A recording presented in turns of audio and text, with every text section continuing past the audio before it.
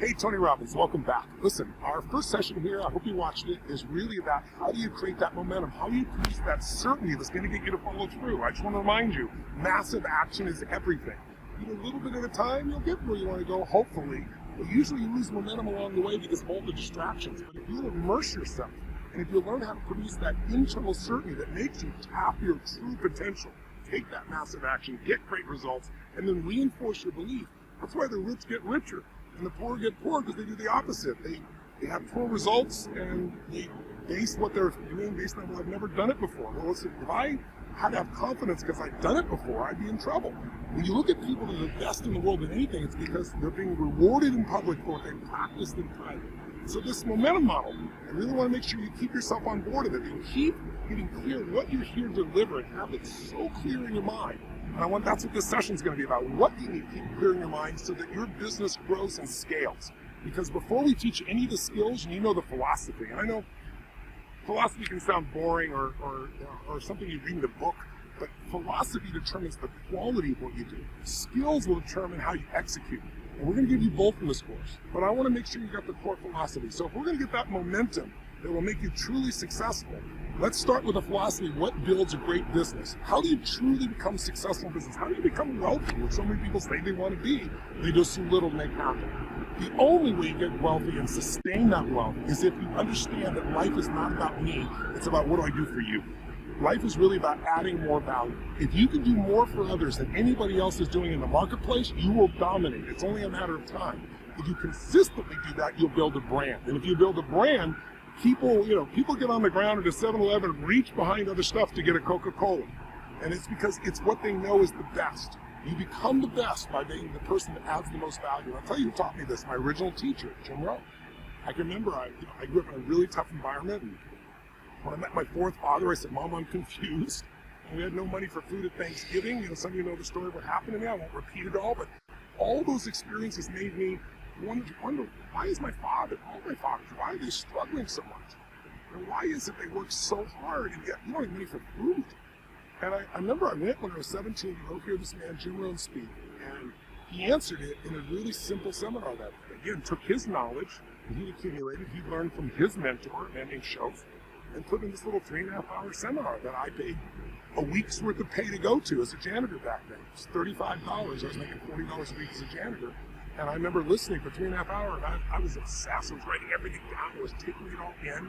But one of the greatest things he gave me that day was the answer to the question is, why do so many people struggle financially in a society and a world that has unlimited opportunity, especially today with technology? You can be in Africa and you have your cell phone and you can get information that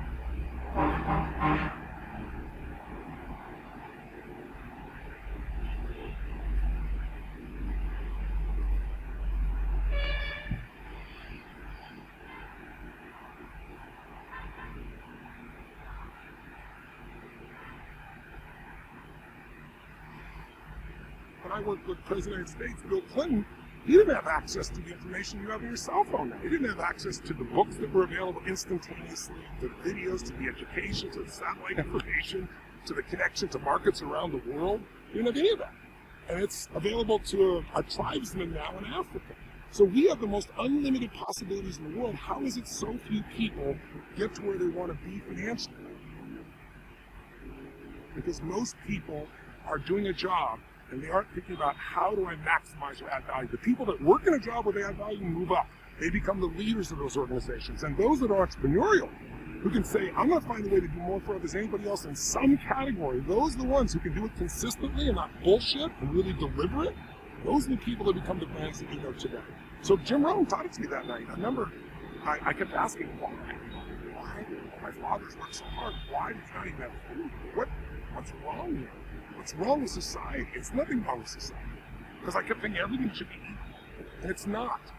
We're all equal at the level of our souls. We're all equal as spirits. We're all equal as human beings. But we're not equal in the marketplace. It's your job, my job, to become unequal in the marketplace, to grow, to expand. And the only way you become unequal in the marketplace and sustain that without cheating or lying or doing something illegal is to add more value. And Jim Rohn used to say it this way. He used to say, could a person make twice as much money in the same amount of time And we'd all pause, the audience would kind of nod a little bit. Could a person make 5 times as much money in the same amount of time? Could you make 10 times as much money? Could you make 100 times more money in the same amount of time? Is that possible?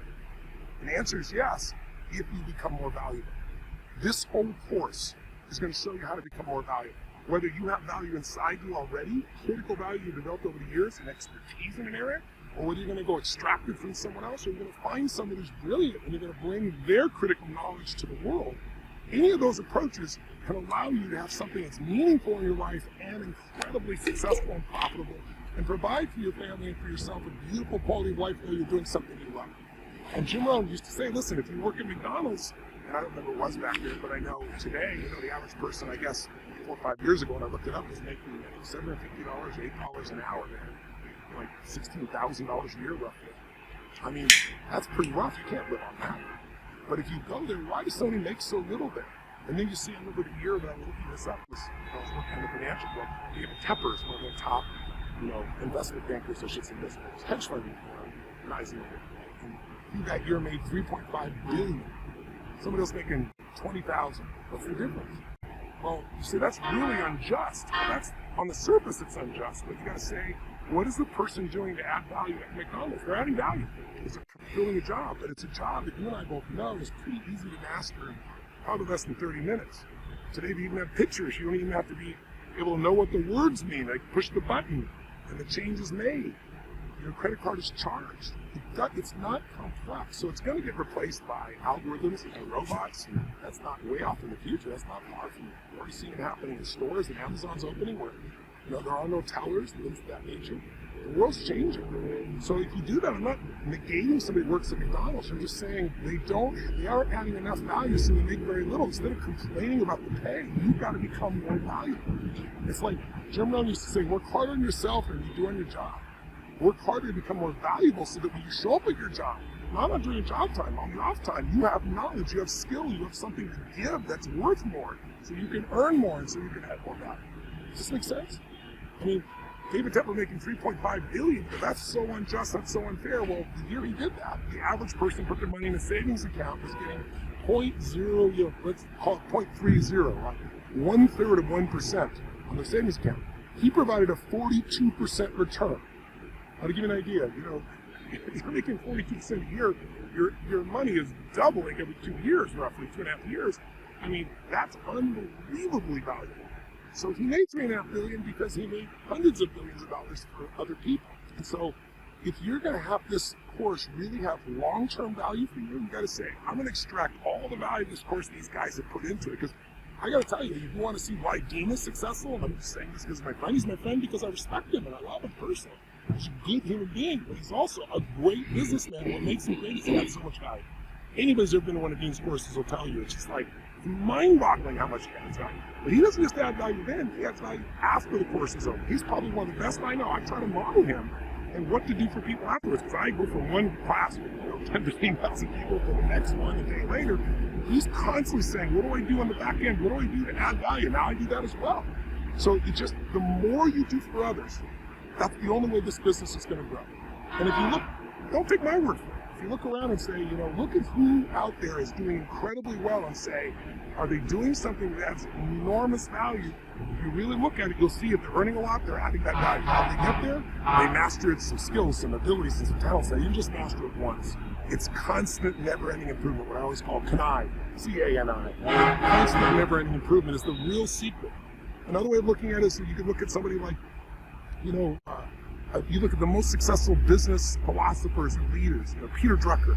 Peter Drucker used to say, if you want to grow your business, if you understand business, he said, business is really only 2 things, innovation and marketing. Innovation really sounds complex, like technology, but all innovation really is, guys, is find a better way to meet your customers' needs.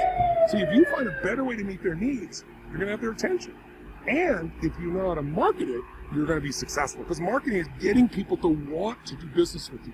I'm going to try and teach you all those philosophies right now. I just want to get you obsessed like I am with adding value. If you're obsessed with adding value, if I can start you out with that before you even start the rest of this course, then as you're learning, you're going to be seeing every little thing means something. And the more I implement those little things, the stacked value will make me be able to compete with anybody or dwarf anybody else in my industry. That's really what you want to be able to do. And again, Longevity is that. So think about it. Let me put this in terms like in a relationship. Men don't get this sometimes. Men sometimes initially innovate, come up with a unique way to, let's say, entice or enthrall a woman that they're in love with. But then they stop marketing. They stop making them want to do business with them. They stop finding new ways to meet people's needs. You know, Apple is a great company. Most people have great enthusiasm for it. They've had their ups and downs throughout the years. The one constant is they're always innovating. They're always finding a new way. And they aren't always the first one to the marketplace or something, but they do it better than anybody else. That's their innovation. And they keep it simple so they can apply it. And the other thing that Apple is unbelievably well is marketing. They know how to understand what do you want, what do you need, what excites you, what pisses you off, and how can I solve some of your problems? How can I make your life easier, better, richer, more beautiful? How can I make it simpler for you to get what you really want? And how do I get you to know that I can do that for you? So all I wanted to come out of this brief little session was this simple understanding. You can earn as much as you really want to earn, and you can do it faster than anybody else. Whenever I want to learn a new skill, how long do I want it to take to get good at what I do? You know, if you do something once a month, it's going to take a long time to get good at it. If you're going to check out this course and dabble in it, you'll get some value. But man, if I were you, I'd just immerse in this thing. And I just take a look and say, I want to get good at this quickly. How many times can I go through this? How many times can I notice? How many distinctions can I make as I go through this again and again? It's like, you know, you go to a movie or you read a book and you come back to that movie or book 2 or 3 years later. If you've kept growing, it's a different movie. It's a different book because you see and notice different things. So for me, that's how I really look at things. I look at things and say, what can I do to add value today? And then each time, how can I make it better? How can I improve this course? How can I improve the way I reach people? How can I add more value in that place? Because if you do, there is no limit to how big your brand can be, how big your companies can become. I mean, I got no education, traditional education, I have self-education. We're doing $6 billion a year in 54 companies that I got in about a dozen different industries around the world. I got a couple thousand employees on 4 different continents. How'd that all happen? Self-education with a total obsession for let me do more for other people than anybody else does. But also, here's the hook I should mention. Entrepreneurs usually fall in love with their product or service. And I want to caution you, don't fall in love with your product or service. Fall in love with your ideal customer. If you're going to scale your business, and all the businesses that I've ever taken over, businesses I start, and the businesses I've taken over have been even more easy. Someone has spent years to build a foundation. I can come in and grow that business so quickly, and I do it with 2 simple steps. Number 1, I figure out who is the ideal customer. Who's the customer that's going to want this product or service and tell all their friends about it, refer the most business, and become a client, not just a customer. You know, customers go away, clients stay. And what makes a client is somebody you're constantly adding more value to. You're innovating. You're just like the woman in your life or the man in your life, finding new ways to light them up. And also, finishing that thought, if there's a man or woman in your life, when you first were going after them, you were marketing yourself, weren't you? You were showing up a certain way. And then some people, when they get used to a relationship with a client or their loved ones, they stop marketing. They stop thinking, I need to still entice them to want to do business with me, so to speak. If you really want to get the maximum impact from this course, if you want to build the maximum quality business that's possible out there for you, innovation and marketing are the 2 skills. They employ everything else in your business. And you want to do it by immersion, and you want to take notes like crazy, and you want to be obsessed with constant ever improvement. If you do those pieces, you're going to find yourself having no difficulty whatsoever making this thing go to another level. So, we're going to step into the next piece in a moment here, but what I just want to say to you is, there is no limit. This is no bullshit. This is not enthusiasm. There is no limit to the size this business can become at the beginning today. I will tell you this. It's not overnight. Anybody tells you that's full of shit. It takes such hard work. You know, when you see this overnight success, you're not seeing all that went behind it. But if you're the kind of person willing to work and constantly improve, there really is a limit. But what I started to say is you don't want to fall in love with your product or your service. You want to fall in love with an ideal client. Who is the ideal client for you? Who's the client who's going to do well? Otherwise, you're going to create a product you love and you're going to sell it to people just like you, which is a limited market. You think it's giant, but it's not. And, as I started to say, most people overestimate what they're going to do in a year. And they underestimate what they can do in a decade or 2. So, while you're going to do this, commit that this is going to be something you're going to do for your life. You're not just going to try this as a course for 90 days. No, I didn't get rich quick. That's not going to happen. If that's your goal, turn this thing off and go some other course. But if you want to know what it takes to really grow and scale a business that you can be proud of over the years and over the decades, you'll be blown away by what's possible here. So, come back to that center and say to yourself, I'm going to do these things on a daily basis. I'm going to make these constant incremental improvements. I'm going to constantly add that value. And by doing that, for an ideal customer, I'm going to grow. Why? Because the ideal customer is, if the economy takes a hit, which it will, it's cyclical, they're still going to buy from you. When people say no one's buying, I remember back in 2008, the whole world's ending. That's just not true. There are people that need to buy, still need to make investments. We need to find who those people are and serve them. And we did. We were able to prosper. And the second thing you need to do is innovate in your offer. And we'll talk about this in more detail, but I just want to plant the seed on adding value. Adding value is knowing who you're dealing with, knowing what they want, what they need, what they fear, what excites them, what pisses them off, and being able to meet those needs better than they can meet them themselves. But by coming up with an irresistible offer, you'll pull them in to be a customer and then eventually a client by you adding so much value. Meaning, you got to figure out what's irresistible. I'll give you one quick example so you're not talking about, I'm not just babbling at you. Tony Shea's a friend of mine. I'm sure you heard of Zappos. And Tony had been successful at a very young age with some businesses. And some friends of his in San Francisco had this idea for this online business. And imagine, back in the year 2000, and somebody says to you, we're going to sell shoes to women online. Well, what would be your first reason not to invest or think it's a dumb idea? Most people say, well, it's never going to work because they're going to have to ship them. They're going to try them on, and what if they don't fit, and they got to ship them back? And you'd be right. The business was a disaster. They burned through a bunch of cash. They were really in trouble in his little house in San Francisco. And Tony Shea came in and said, listen, he said, there's two things you need to do here. He said, you got to have an ideal customer. And sure enough, he said, you already do, because women have a unique relationship with shoes. Most men, shoes are an add-on. For women, they can put on one shoe and one kind of woman, put another one. Ladies watching, verify for the men what I'm telling you is true in your life. A woman could put on a certain ideal, it feels like a different, a flat, a different one, a certain color shoe, a different one. They love shoes. For many women, shoes equal happiness. Not all, but many. Very few men that's true for at the same level. Some, yes, but not most. So he said, you've got an ideal customer.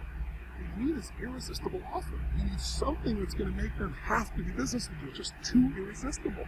And they said, well, how are we going to do that? He goes, let's look at your biggest obstacle. What's getting in the way? The obstacle right now is they got to try the shoes, which means they got to ship them to them. They got to pay the shipping. If they don't like it, ship it back.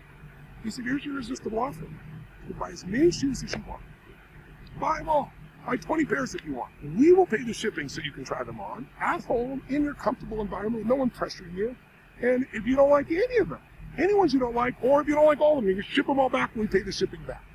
Now, if you're an investor in this company, which there were some at the time, what are you going to say to this guy with this idea? You're insane. They said, we're going to go bankrupt. He said, you're already going bankrupt. Let's just find a way to add more value for the ideal customer with an irresistible offer. Let's test it. And they did, and the rest is history. Because if you know Zappos, they were sold for $1.2 billion to Amazon not too many years later from a company that was not being able to survive. And by the way, Tony Shea still runs the company because his whole focus was adding value. He wasn't just making money. He loves the sense of creating a culture that meets people's needs. That's why he's wealthy. If you truly want to be wealthy, get addicted to falling in love with your customer, your clients, and doing more for them than anybody else is doing. Find the ideal client, come up with an irresistible offer, and keep making yourself more valuable by improving. That's the core philosophy that will allow you to build the largest business that you can imagine. All right? We'll go to the next session. I just want to grab you on this first, and I hope I've gotten through to you. If you have this obsession, you'll separate yourself from the pack. That's the privilege that I have in my life. I want it for you as well. God bless. Let's go to the next session.